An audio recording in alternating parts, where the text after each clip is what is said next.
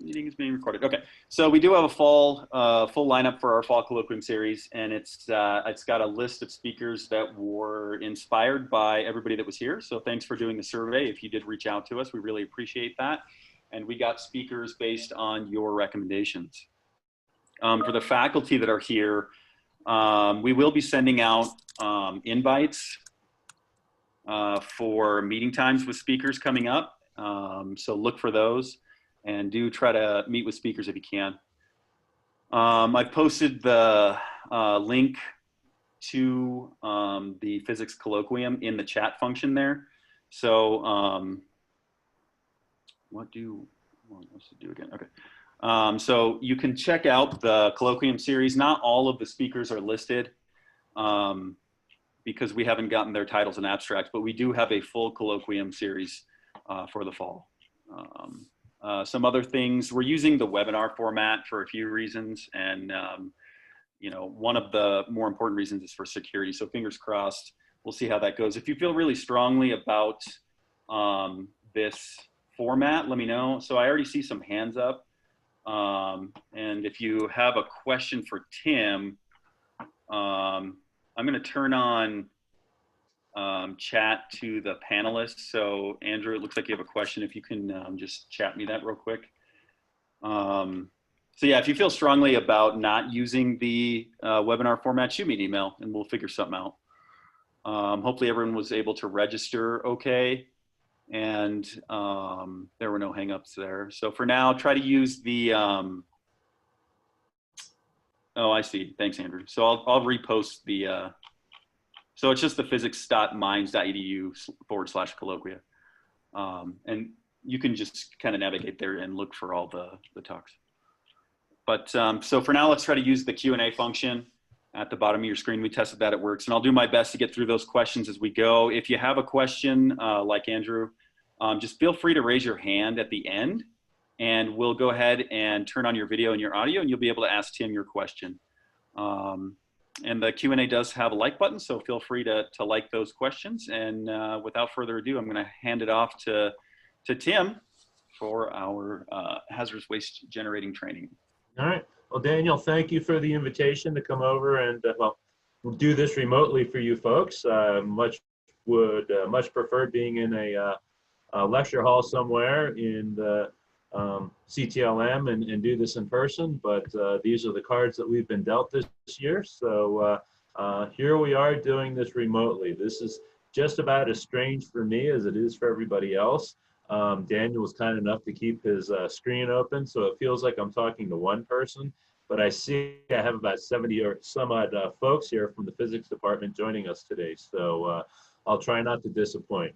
So this is our annual waste generator training / safety reminder for the folks in the physics department.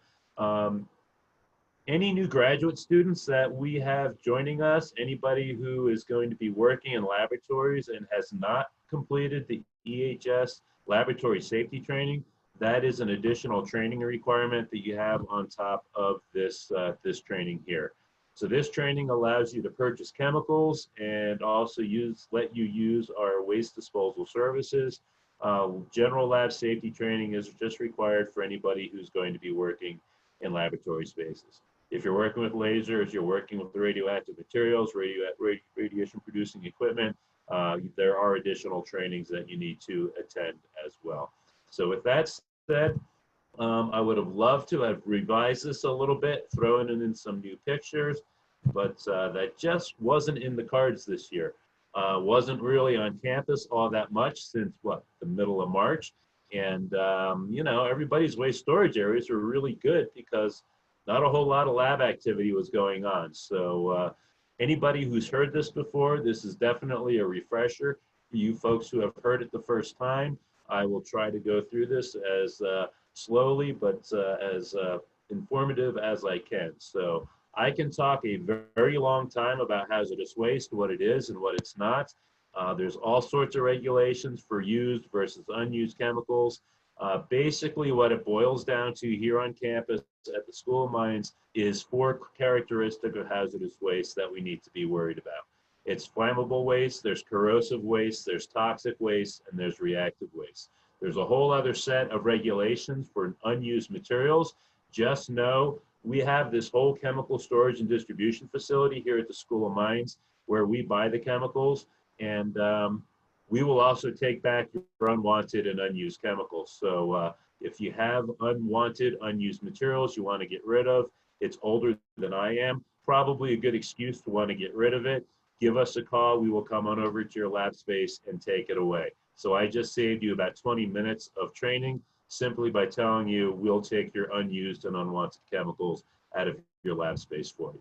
So for flammable waste, it is a liquid with a flash point less than 140 degrees Fahrenheit, methanol, crude oil, and sanitizer. Wow, what do you know? It all fit this definition. How many folks are buying it all up and storing it so that you'll have it in the future? Well, eventually it's going to expire, and you're going to need to get rid of it. So be careful on how much you buy. But that would be a flammable liquid. Oxidizers, a chemical that then starts with per or ends with 8, hydrogen peroxide, ammonium nitrate. How many cleaning solutions have oxidizing material in it as well? Compressed gas cylinders, and I'm talking about the non-refillable cylinders, things like lecture bottles, the large cylinders that you may receive from General Air. Those are all refillable and returnable, so those do not count as ignitable or hazardous waste because of the characteristics in those cylinders. Those are all returnable, but I'm talking about lecture bottles, maybe a little bottle of propane, a little bottle of acetylene, and then those small Sigma Aldrich spuds. They have a lot of nasty organometallic materials in them, and all of those would be considered as ignitable compressed gases. So please, all these materials come back through EHS for disposal. And then the fourth part of the flammable characteristic for hazardous waste is just that it's a solid, and it's a solid capable of igniting by absorption of moisture, spontaneous chemical change or friction. Fine metal powders, if you had a container of zinc metal, fine metal powder, that would actually have a flammable solid label on it. Those all, again, come back through EHS for management through our waste disposal system. For the corrosive definition, it's real simple. It's a liquid with a pH less than 2 or a pH greater than 12.5. On the acidic side, hydrochloric, hydrofluoric, nitric, sulfuric, you name it. On the acidic side, basic side, sodium hydroxide, potassium hydroxide, ammonium hydroxide. So those are the examples that we're looking for. Acetic acid would be another one on the acidic side. Really pH less than 2, pH greater than 12.5, and it's a liquid. It comes to EHS. It does not go down the drain. So please remember that when I talk about corrosive waste. For reactives, a waste that can liberate cyanide or sulfide gas when it's exposed to an acid, a waste that's unstable or undergo a violent chemical change, something along the lines of picric acid, trinitrophenol. Air or water reactive materials, some of the fun metals, lithium and sodium metal, potassium, some of the silanes that we see in chemical engineering, aluminum chloride are some examples of those air and water reactive materials. And then organometallic compounds. A lot of the stuff that show up in the bottom of that list for flammable solids also falls into this characteristic of reactivity. You know, never gets old, potassium and water. You can go to YouTube and watch this rather than doing this in our lab spaces. So please don't do that in our labs. Sodium borohydride and water. You know, these are what we're talking about when we start talking about reactive materials. So imagine me at the side of a 55-gallon drum pouring things off, and you didn't identify the potassium in your waste stream, and we pour it into a drum. That could get ugly pretty quickly. So please identify everything. And the fourth characteristic are metals. There's arsenic, barium, cadmium, chromium, lead, mercury, selenium, and silver. It does not take a lot of these metals to make your waste stream hazardous. So arsenic's hazardous waste at 5 parts per million. Cadmium's hazardous waste at 1 part per million. Mercury's hazardous waste, it's like 0.2 parts per million. So it doesn't take a lot of these metals to make your waste stream hazardous. So just assume if you have these metals in your waste stream, you are generating hazardous waste. And then the additional part of that toxic waste stream are organics, things like benzene and methyl ethyl ketone. and then a lot of the chlorinated solvents, chloroform, 1,1,1 trichloro, tetrachloroethylene, methylene chloride, are all on the list because of their toxicity. So remember, flammable, corrosive, reactive, and toxic. So with that said, I'm going to tell you, don't focus so much on those characteristics. What you need to do is store your waste safely in your laboratory. And you're going to store that waste in an area that you need to become familiar with, and we're going to call it a satellite accumulation area. And it's just a temporary waste accumulation area at or near the point of waste generation.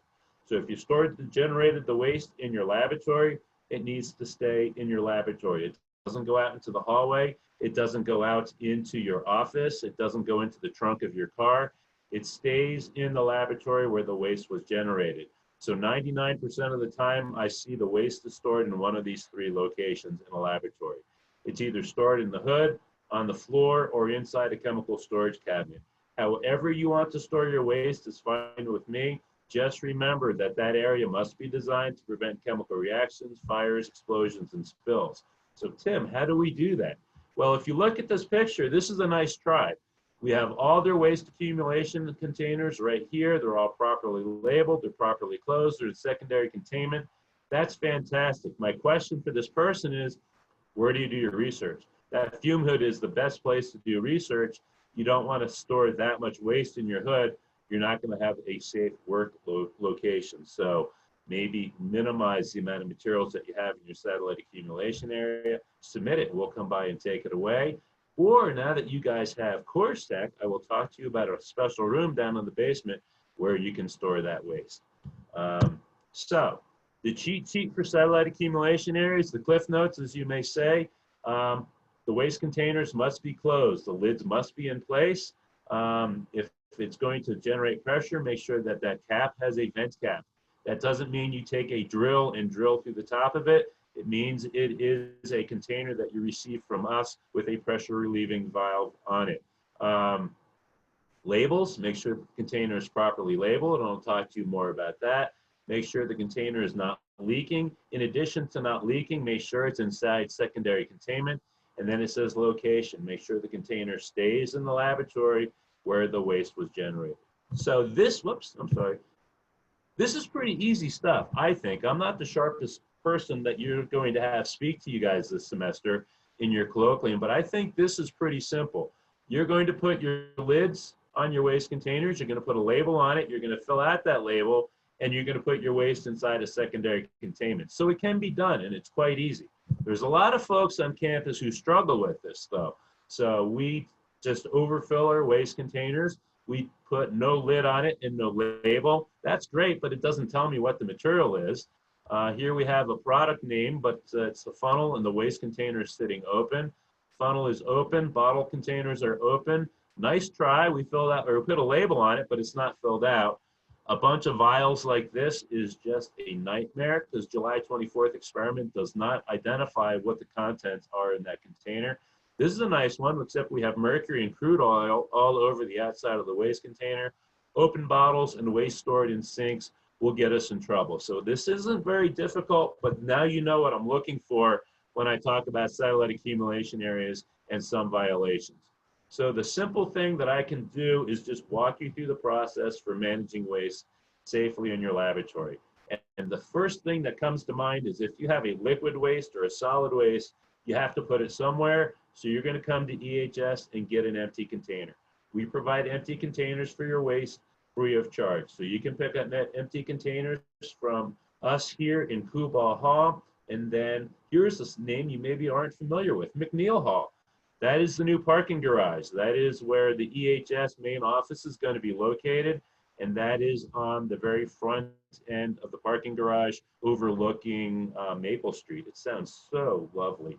Our offices overlook Maple Street. So that's where the new EHS office is going to be. Stop by one of those two locations and get whatever waste containers you need for your waste.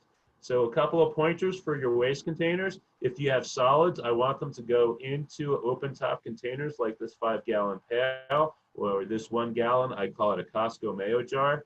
For liquids, I want it to go into a narrow mouth glass and narrow mouth plastic. 5-gallon or 1-gallon containers. We also have smaller containers that you can use for your waste accumulation. A couple of things to remember, just make sure that the waste is actually compatible. You do not want to put nitric acid into a metal solvent container. It's going to react and it's going to corrode that metal container. So you guys are smart, use some common sense there. For organic acids, oxidizers, and other organics, I like to put those into glass containers. If you have elemental mercury, other mineral acids, specifically hydrofluoric acid, it needs to go into a plastic waste container. Solids, just make sure that the waste container is properly sealed. And I'm sorry, just real quick. So that you know when the container tips over, your solids aren't going to get dumped all over the place. And then always concern yourself with pressure, and I'll show you why. When I talk about waste containers having a little vent cap, this is what I'm talking about. If you put your liquids into one of these open top glass containers, you can see that that container and the lid is actually pressurizing. That's not going to happen in one of these little containers like this. So please make sure you use this type of container for solids, this type of container for liquids.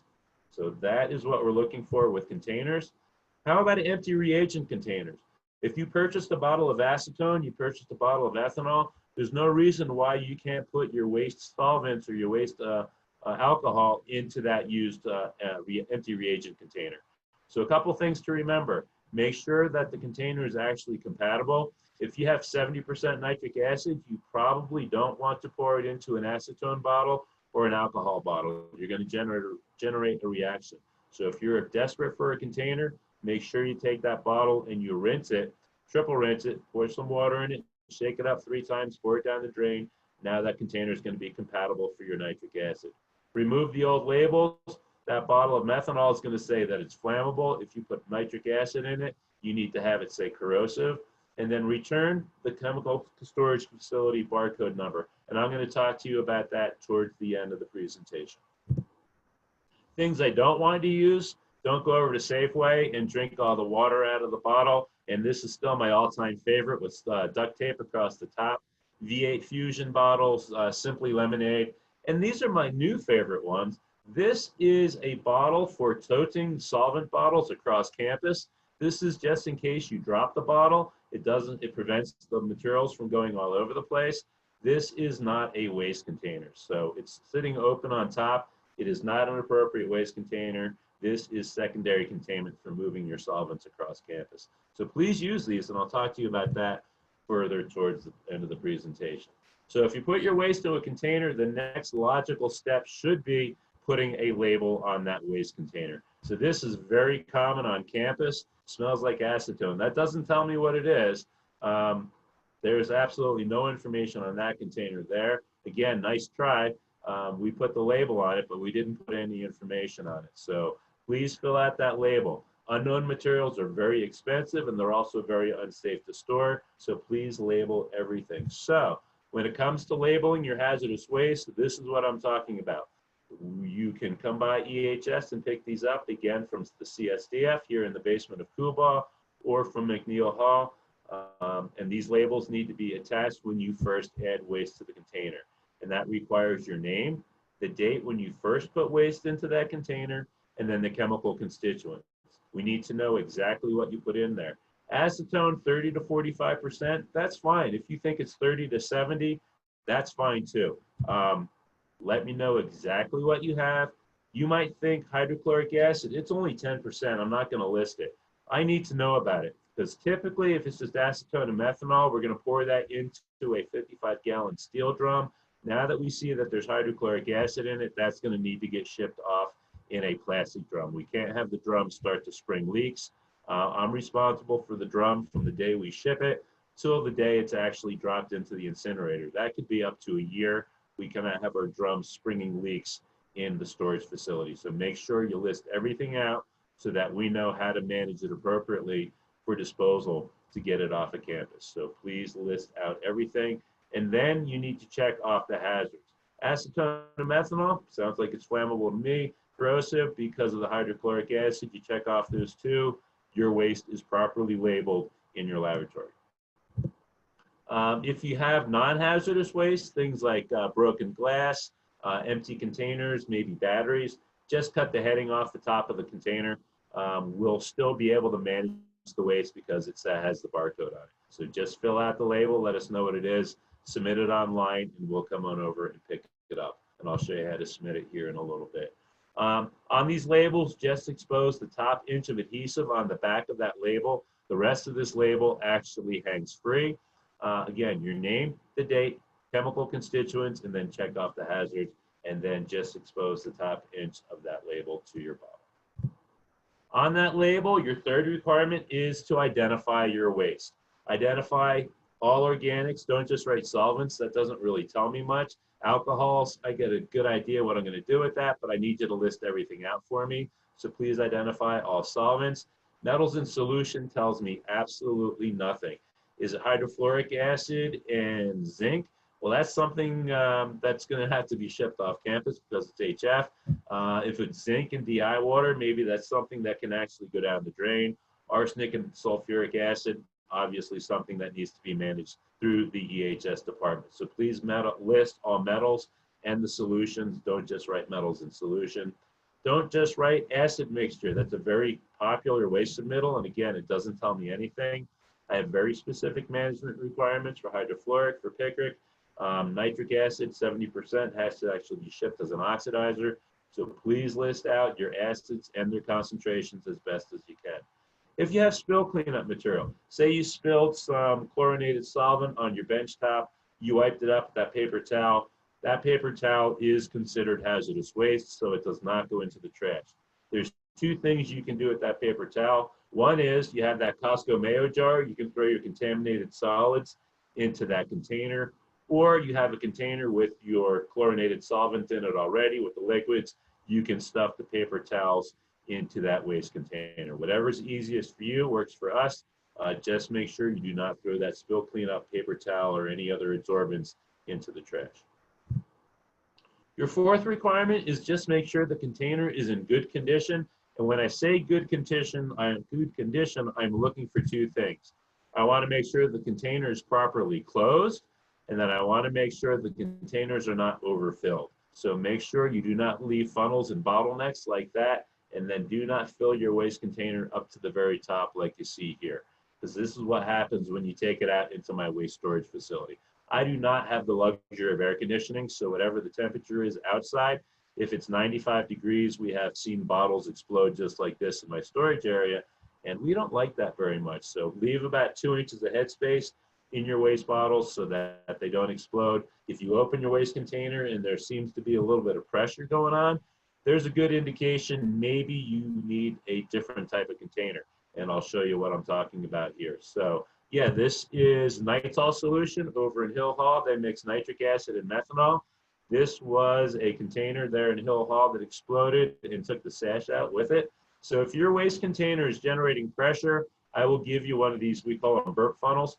You saw them in several photos. If the container builds pressure, it just pops the lid off. However, your container is required to be closed. Make sure you walk back down and close that lid so that the container actually satisfies that closed container requirement. If your waste is generating pressure, make sure you're wearing appropriate protective equipment. Keep that sash closed, and that will help protect you if something goes wrong in your hood. Your fifth requirement is chemical segregation. This is pretty basic stuff. Sorry. Keep your bases separate from acids. Keep your oxidizers separate from your organic material. Keep your cyanides separate from your acids. Radioactive materials, please keep that separate from everything else. ITAL will tell you a story of us getting rid of some carbon-14 and acetone. That is considered a mixed waste. It's radioactive and a hazardous waste. I think it costs us about $3,000 to get rid of about 2 gallons. So please keep your radioactive materials separate from your solvents, your flammables, corrosives, reactives materials. And then biologicals and physics, probably not, but you're going to need to get special training on how to manage that biological material.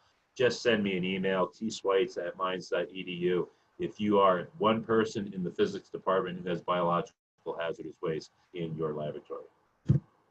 Your sixth requirement is secondary containment. Please store your waste in secondary containment bins. And the reason for this is we have most of our storage areas are using the hoods. And all of our hoods have floor drains. Some people might store the waste on the floor. A lot of the floors have floor drains.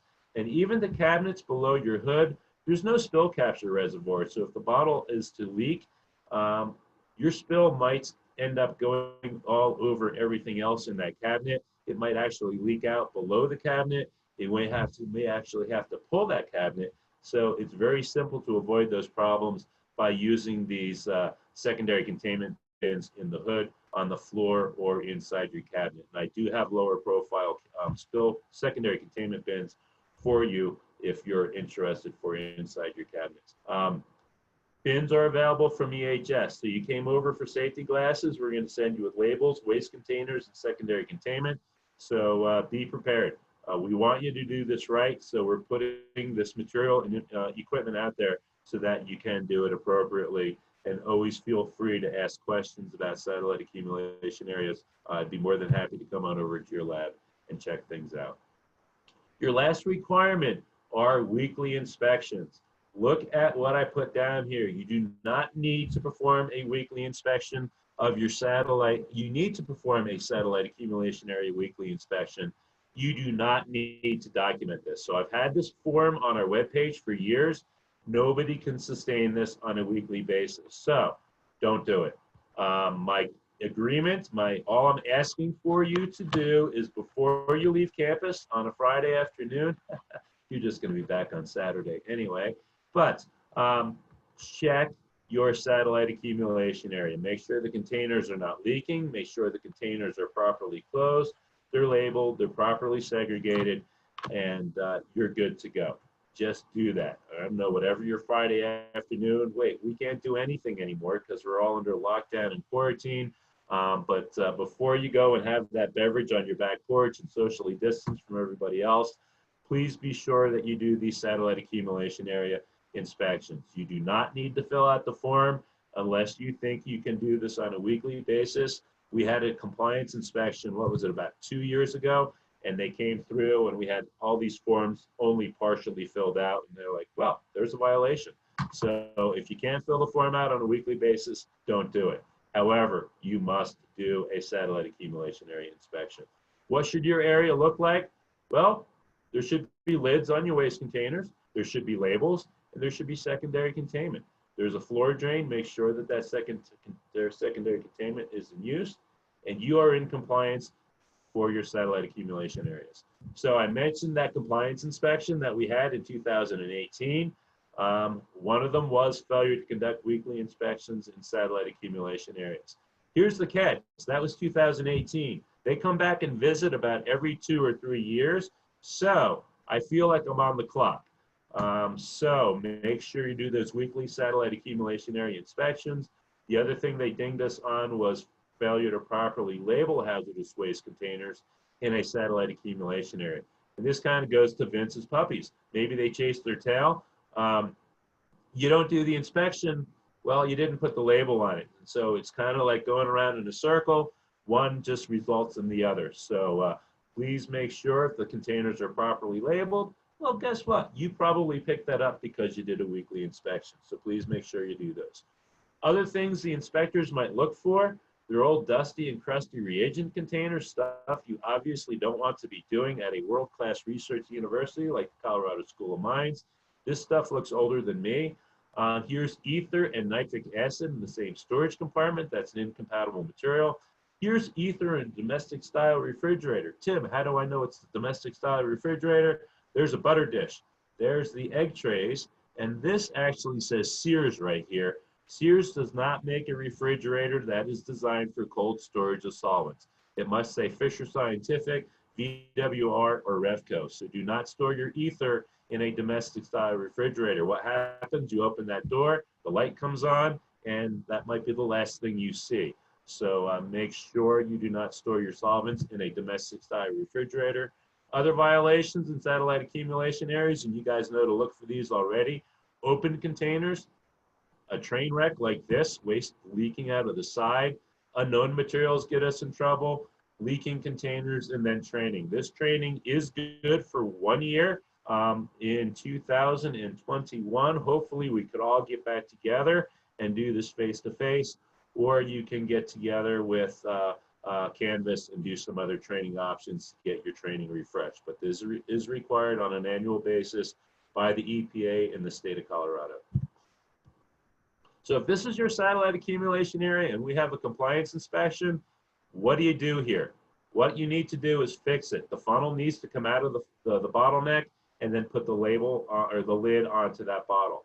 Fix it when the inspector is there. They will note the violation, note that the violation was fixed, and you're good to go. This is going to be a problem because you're not going to be able to clean that up when the inspectors are in your lab space. Those are beads of mercury in your satellite accumulation area. So if you have a spill like that, you need to give EHS a call and we will clean that up for you. So please keep that in mind. A few other things I need to talk about before I get into how to buy chemicals and how to manage your waste for disposal. Waste minimization. EPA says I can't do waste training without talking about waste minimization. So the big tool that we have is our chemical storage and distribution facility. With that facility, you can get online and check our inventory, and I'll show you how to do that. I will ask that you only order what you need. Do not buy a 55-gallon drum when you only need 55 milliliters or something like that. Try to find an alternate material, something that's non-hazardous or at least less hazardous. Use small-scale lab techniques. Don't go full bore until you know it's actually going to work. Avoid spills. Keep your lab space clean. Label all chemicals in your laboratory space. A great way to minimize the amount of chemical waste that we generate here on campus. Wastewater sampling, we have to go out on a quarterly basis and we drop samplers into the wastewater stream, including Coors Tech. And I'm glad you guys are in there because when the construction guys were in there, it was really foul. Anyway, we drop the samplers in there and we run them for 24 hours. Every 15 minutes, those pumps come on and we collect a couple hundred milliliters of sample. After 24 hours, we have several gallons of wastewater. We take that sample, we preserve it, we send it off to the laboratory, and we check it for silver, mercury, moly, and copper. We check it for flammable materials. Remember I said pH for hazardous waste was 2 or less. Hazardous waste disposal for, for waste going down the drain, the pH must be greater than 5. So if you have a pH of 3, pH of 4, you can actually raise that pH up above 5 and put it down the drain. However, if you have metals, if you have organics mixed in with that acid mixture, do not put it down the drain because you're going to still violate our discharge permit. So only clean acids can go down the drain. And then the upper limit on our discharge is pH 12.5 because now that's hazardous waste. So just remember that with wastewater sampling. If you have a large waste stream with lots of water in it, give me a call, send me an email. I can typically send the City of Golden a letter and say, this is what we're doing. These are the chemical constituents, and we would like to put it down the drain, and they usually give me the thumbs up on those discharges. So now you want to buy some chemicals. Well, all chemicals get purchased through the chemical storage and distribution facility, and it says authorized persons. Assuming that you are registered for this training here today and you hang out for another 10 minutes or so, you will be an authorized person. I put Lynn's phone number down there, 3555, email csdf@mines.edu. You're looking for stock, you can check that online and I'll show you how to do this. You're looking for a price, we can let you know what our price is.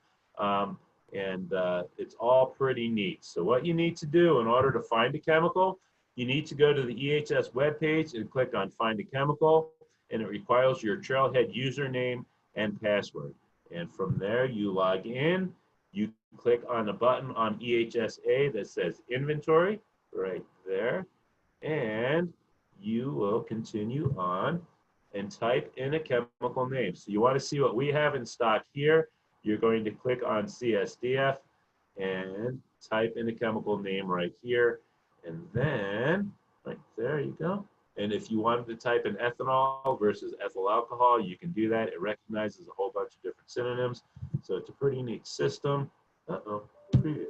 And that's it. You will come back and get a list of ethanol or whatever you searched for in the CSDF, and then you'll be able to see what we have. So say you want that bottle of ethanol, you need to go in and fill out a chemical requisition form. So you come back to the web page here, you clicked on this to find the chemical. Now to order the chemical, you click on this box right here. This form comes up and it requires your first name, last name, your email information, and your supervisor's name and their name and email as well. We need your department name. There's a drop down for that. Let me know which building you're going to be working in. There's a drop down for that. And then give us that lab number. So what's going to happen is we're going to give you that bottle of ethanol. And the next time you look for that container, it should be in your storage area instead of our storage area. So that's the way the inventory system works. Say you're looking for something that we don't have in stock. You still need to fill out this form. Let us know exactly the number of containers you need, the size of the containers, and then let us know exactly what you're looking for. You're looking for 49% hydrofluoric acid, let us know what that is. If you're looking for something very specific, give us the vendor name, give us the product number. If you need ACS grade versus HPLC grade, you need 99.99% purity versus 85% or 90%, let us know exactly what it is. A few more things about ordering chemicals. Typically, we order from Sigma Aldrich on just about a daily basis. Anytime we place an order over $300, so we combine everybody's order on campus, we get to $300 pretty quickly, and that gets us $13 next day shipping for hazardous materials, which is pretty much unheard of. So I sent a box of hazardous materials down to, I can't remember, University of something or another, and it cost me $45 to send one box. So $13 is pretty insane for next day delivery of chemicals. Plan ahead is all I can say. Check stock. You can go to these vendors' web pages and check stock and see what it is. Let us know exactly what you need. BWR, Fisher Scientific, Alpha Acer, most of the other vendors, it takes them about a week to get chemicals here. So all I can say is plan ahead. And if you're looking for specific purity, let us know exactly what you're looking for. And then finally, the very bottom of this form, we need your index number. We're not making money off of this. We're basically charging you the cost of the chemical and shipping. So that is a pretty good deal. So just make sure we get the index number when we place that order.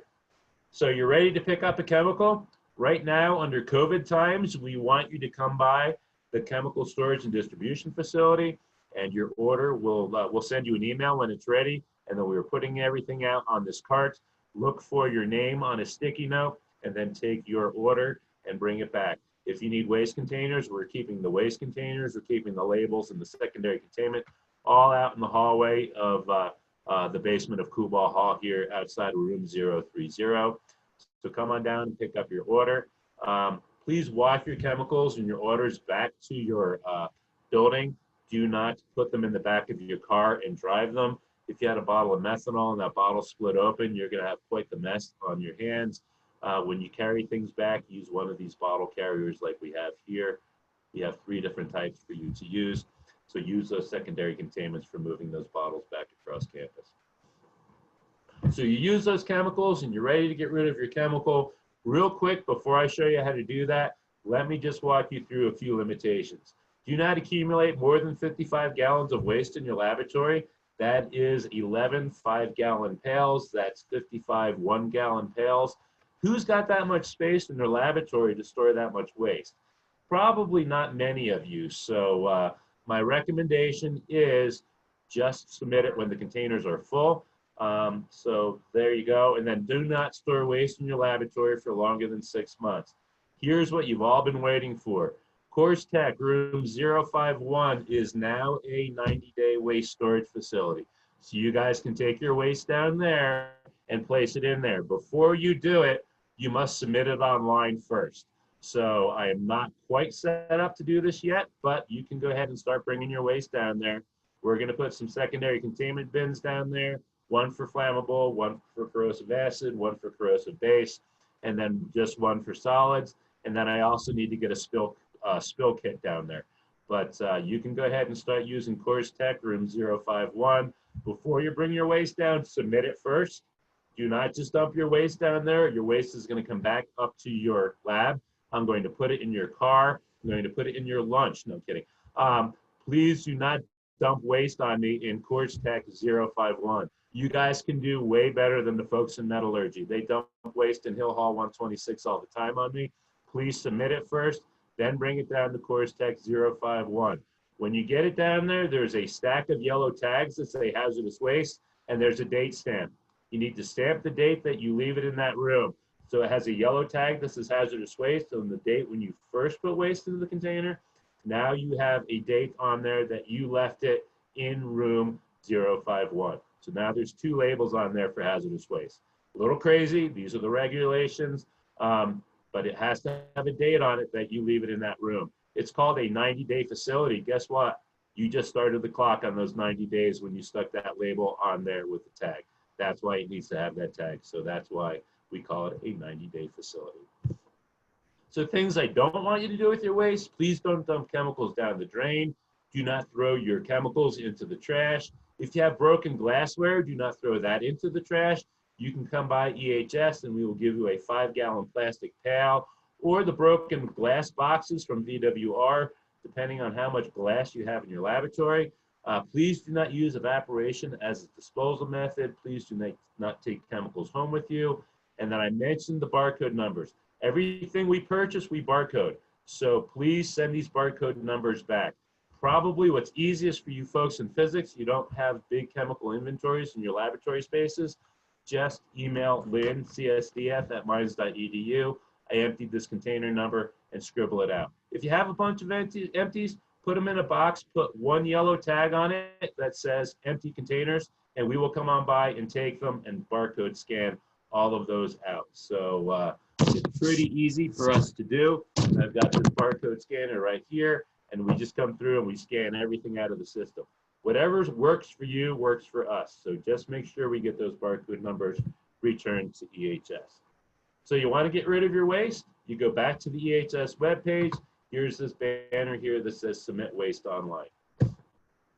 This is going to look the same for about the next month, month and a half. We're in the process of transitioning out of this 20-something-year-old Microsoft Access-based waste submittal page. So I feel like we're finally getting moved into the 20-something whatever. Getting rid of Microsoft Access is a huge step in the right direction for me. I've been using this for almost 20 years as an employee here. Mines has been using this for over 20 years, so it's a nightmare. So when you log in, first log in, Trailhead username and password. This is not going to change. This is going to change here fairly quickly. So your first name, your last name, all your information comes up in here, and then your training expiration date. Remember, your training is good for 1 year. If you get this notice in the next month, just go ahead and click on that notice, and it will send you to a page, and just say, I acknowledge. Your training is good. I'm in the process of getting rid of this gateway right now into this login, just so that we don't have any confusion, because we're so close to rolling this out. We're just about ready to do it, and then a few things happen that put us behind schedule. So I'm looking maybe the first week of October of rolling out a new system. But this is the way you submit your waste right now. You log in, let us know at least one location. If you're going to take your waste down into the basement of Course Tech 051, just make it say Course Tech 051, waste table, and we will come by and pick up the waste from there. Simple as that. If you want to leave the waste in your laboratory, that's great.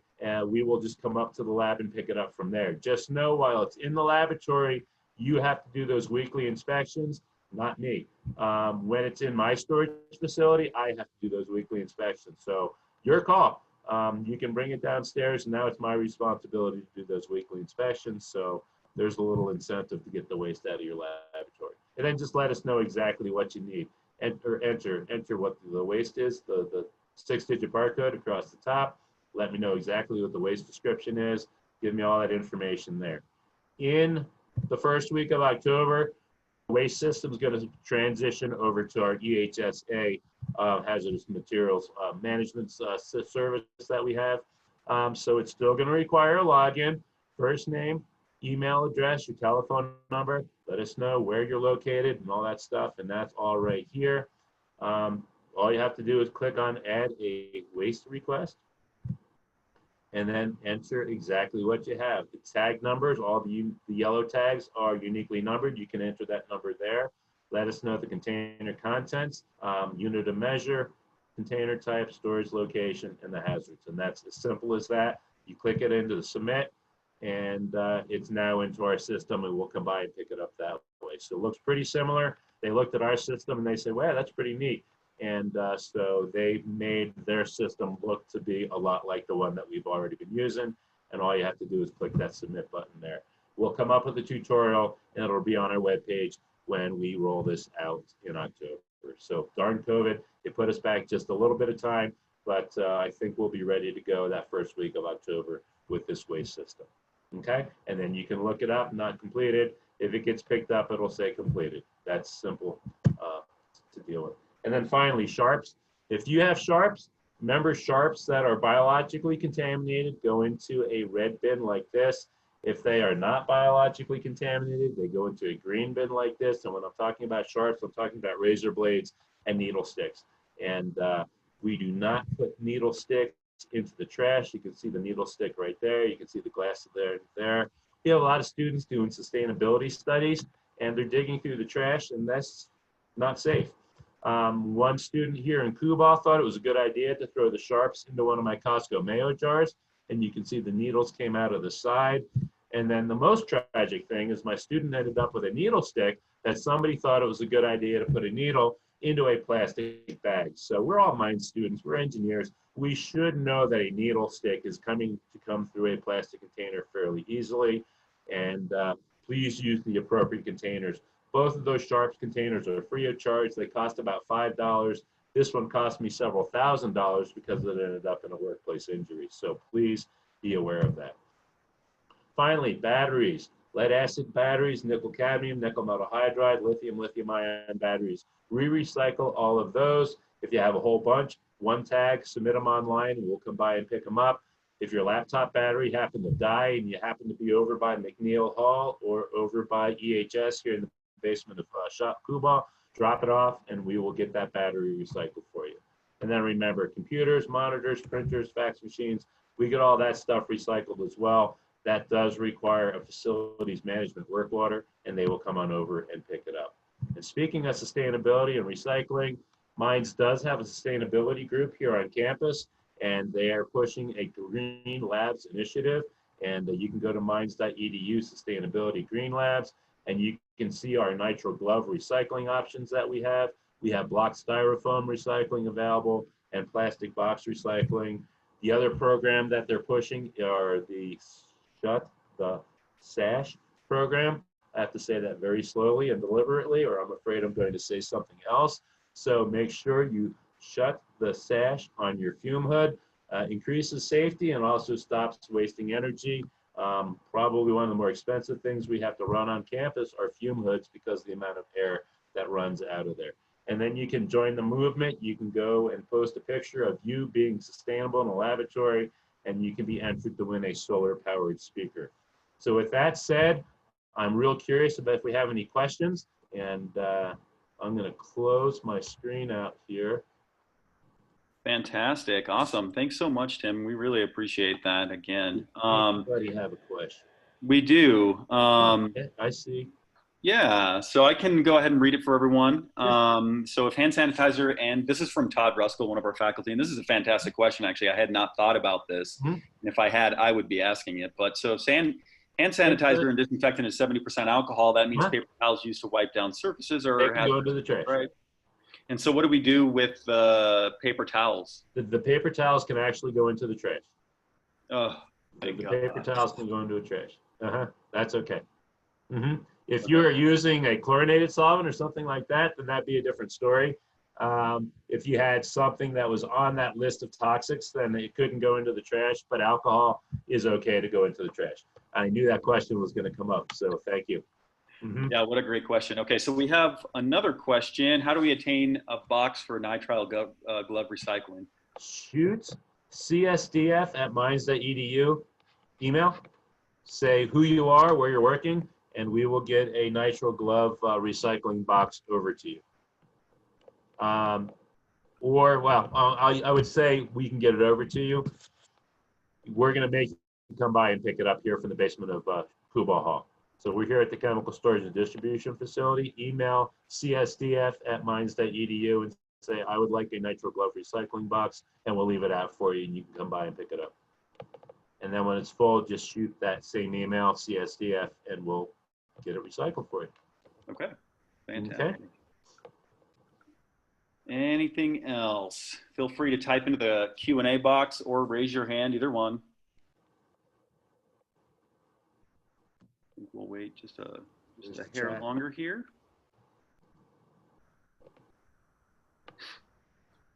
I think we're probably good to go. It looks like we don't have any hands up and no more questions in the box. I'm dating myself mentioning Dr. Demento. Okay. Fair enough.